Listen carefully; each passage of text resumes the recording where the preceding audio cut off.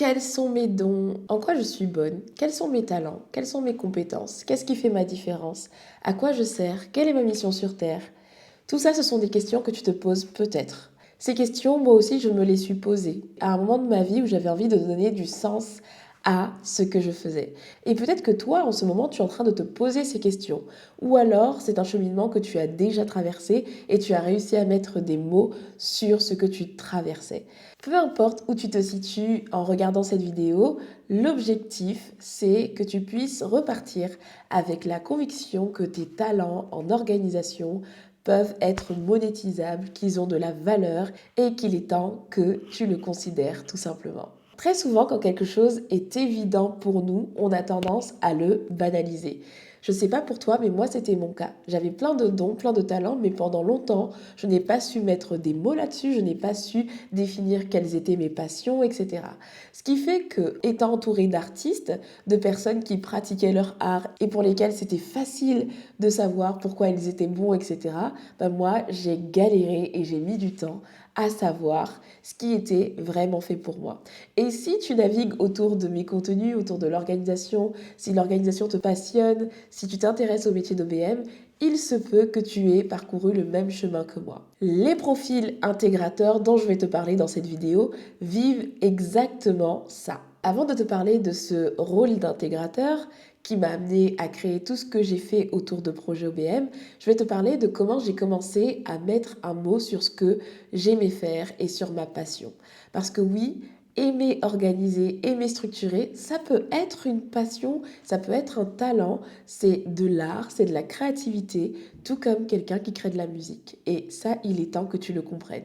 Mon premier déclic s'est fait en faisant l'exercice de l'ikigai. Je ne sais pas si tu connais cet exercice, mais c'est un exercice qui permet de se poser des questions au niveau de 4 sphères. 4 questions clés, tu te poses ces questions et tu vas creuser pour finir par trouver ton ikigai. L'ikigai est un concept japonais qui voudrait dire ta raison de vivre, ta mission de vie, grosso modo.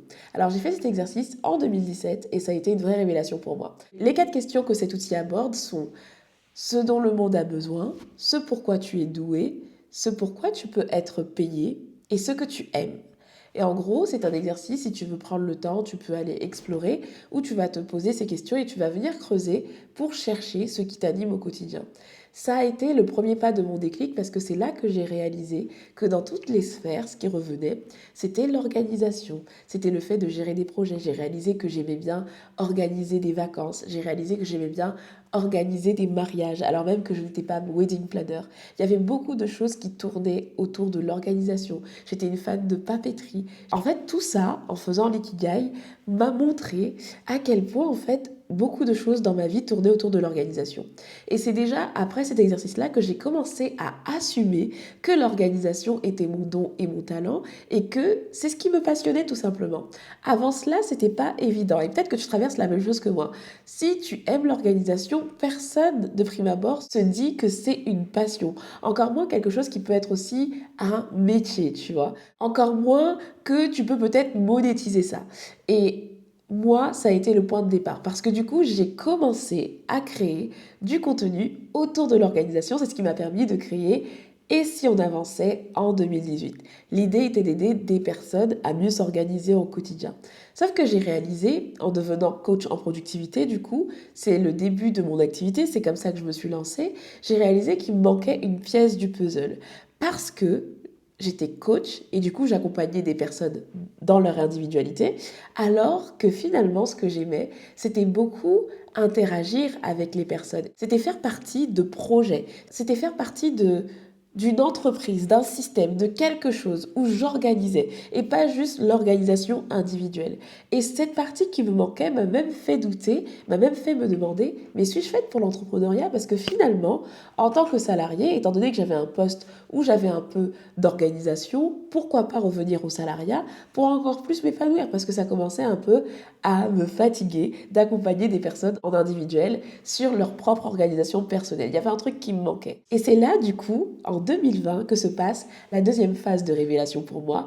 Je découvre le terme de profil intégrateur. Je découvre que j'ai un profil intégrateur. Qu'est-ce que c'est qu'un profil intégrateur? En fait, Le concept d'intégrateur et de profil visionnaire a été conceptualisé et il y a beaucoup de travaux autour de ça par l'organisme qui s'appelle IOS. Je vous laisserai des liens si vous avez envie d'aller plus loin, mais en gros, ce sont deux associés qui ont décidé de documenter cette dynamique entre quelqu'un qui a un profil visionnaire et quelqu'un qui a un profil d'intégrateur au sein d'une structure, au sein d'une entreprise. Un intégrateur n'est pas un métier, c'est un rôle stratégique qui existe au sein des entreprises. Dans la documentation iOS, on décrit le profil intégrateur comme étant quelqu'un qui vient compléter un profil visionnaire. C'est-à-dire que c'est quelqu'un qui, dans une organisation, dans une structure, dans une entreprise, dans une association, quelle que soit sa forme, va permettre à la vision de devenir concrète, de passer de la vision à quelque chose de concret. On décrit un profil visionnaire comme étant quelqu'un qui est capable de transformer une vision en plan d'action concret, actionnable. Quelqu'un qui est capable de mettre de l'ordre dans le chaos d'un projet, d'une entreprise, d'une organisation interne. Quelqu'un qui est capable de discerner les priorités même quand tout semble urgent et quand tout part dans tous les sens. Quelqu'un qui aime faire avancer les projets et surtout les faire avancer jusqu'au bout. Quelqu'un qui a à cœur de respecter les livrables et les standards attendus. Là où certains aiment lancer des nouveaux projets, aiment lancer des nouvelles idées, ont des idées tout le temps innovantes, etc. Il y a dans ce monde des profils qui prennent un énorme plaisir à rendre ces idées concrètes. Des personnes qui aiment rendre des idées qui ne sont même pas les leurs, concrètes, actionnables et qui excellent à ce niveau. C'est ça le rôle d'intégrateur. Et ça a été une révélation pour moi parce que au-delà d'aimer l'organisation, j'ai réalisé que j'avais un profil intégrateur et ce que j'aimais, c'était avoir ce rôle dans des entreprises, dans des projets, dans des collectivités, dans des efforts collectifs. En étant coach en organisation et productivité, je passais quand même à côté de pas mal de choses que je ne pouvais pas pratiquer. Et c'est là que j'ai découvert le métier d'OBM qui me permettait du coup d'incarner encore plus ce rôle d'intégrateur dans mon activité d'indépendant. Pourquoi je ne parle pas de métier, de fonction ou d'un titre en particulier?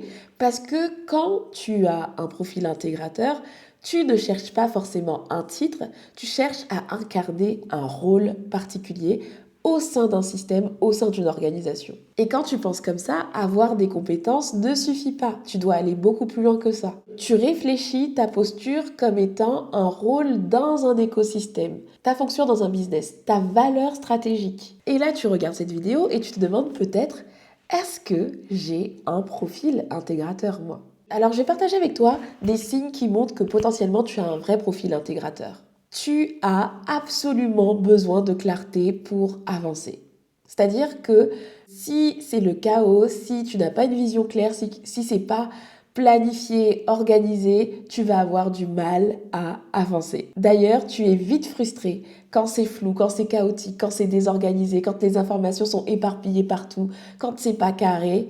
Ton degré de frustration augmente à un niveau extrême. Quand ça traîne, quand rien n'est priorisé, quand ça part dans tous les sens, ça ne passe pas avec toi. En plus, tu as cette faculté de voir directement ce qui bloque, ce qui manque, ce qui n'est pas aligné. Et dans la vie, tu aimes organiser, tu aimes coordonner des personnes, tu aimes optimiser, t'aimes faire avancer des projets où plusieurs personnes sont concernées. Tu aimes aider les personnes dans leurs propres projets. Tu aimes également optimiser les choses, même dans ton quotidien. Faire avancer le projet des autres te procure du plaisir et tu finis même par t'approprier vraiment facilement des projets dont tu n'as pas été à l'initiative. Et très souvent, tu prends naturellement ce rôle. Sans même qu'on te le demande, tu es souvent celle qui prend les devants pour les projets, pour organiser les mariages, pour organiser les événements, les anniversaires. Les gens s'appuient naturellement sur toi, dans ta boîte ou même dans ta sphère personnelle, pour faire ce type de choses. Si tu te reconnais bien dans tout ce que je viens de décrire, c'est qu'il y a probablement en toi un profil intégrateur qui mérite d'être valorisé.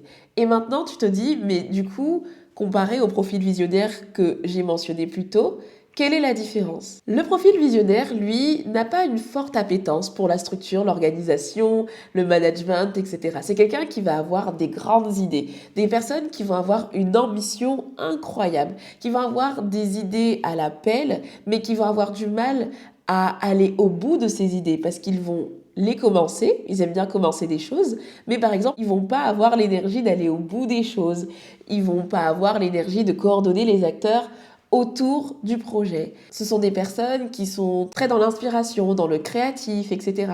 Et clairement, la structuration, l'organisation, ils peuvent s'y intéresser. Ce ne sont pas des catégories totalement figées. On peut avoir un peu des deux. On peut être un profil intégrateur et être un peu visionnaire. On n'est pas en train de créer des cases. Mais très souvent, le profil visionnaire n'a pas une forte appétence pour la structuration. On va pas se mentir. Et les travaux des fondateurs de la méthode IOS dont je vous ai parlé depuis le début ont pour but de montrer à quel point ces deux profils sont indispensables dans une entreprise. On va essayer d'imaginer une entreprise avec uniquement des visionnaires. Qu'est-ce qui va se passer? Il va y avoir tout le temps des idées innovantes, ça va être fun, va y avoir beaucoup de créativité, beaucoup d'échanges, beaucoup de relationnel, ça va être super. Ce qui va se passer, c'est qu'au bout d'un moment, les choses ne vont pas forcément avancer parce que ces idées ont besoin d'être organisées, d'être structurées pour qu'elles puissent avancer. Et c'est là où les profils intégrateurs arrivent pour soutenir en fait les visionnaires dans leur mission. Un business avec juste des intégrateurs, généralement, il va y avoir un manque d'innovation, il va y avoir un truc qui manque. Et c'est pour ça que ce sont deux profils complémentaires. Il existe plein de duos de visionnaires et d'intégrateurs qui sont connus. On parle par exemple souvent de Steve Jobs et de Tim Cook. Steve Jobs, c'était le visionnaire qui avait les idées, qui avait la vision, l'intuition, l'audace. Il était disruptif. Et Tim Cook, dont on entend moins parler, lui, s'occupait de rendre ses idées concrètes. Et au sein d'Apple, il était responsable de l'excellence opérationnelle, de l'intégration des idées, de la structuration des process, de la logistique, de s'assurer que l'exécution se passe bien. Et dans plusieurs interviews, lorsqu'on parle de l'histoire d'Apple, on peut voir à quel point c'est grâce à ce duo qui a super bien fonctionné que cette entreprise a connu le succès qu'elle a connu. On parle aussi, en termes de duo d'intégrateurs et de visionnaires très connus, de Walt Disney et de Roy Disney. Celui-là, il est très connu parce que souvent Walt Disney, dans des interviews, disait que sans Roy Disney, Walt Disney n'existerait pas. Walt Disney, c'était le créatif hors pair, le visionnaire type, avec une vision artistique très forte. Et Roy Disney avait un profil vraiment de gestionnaire.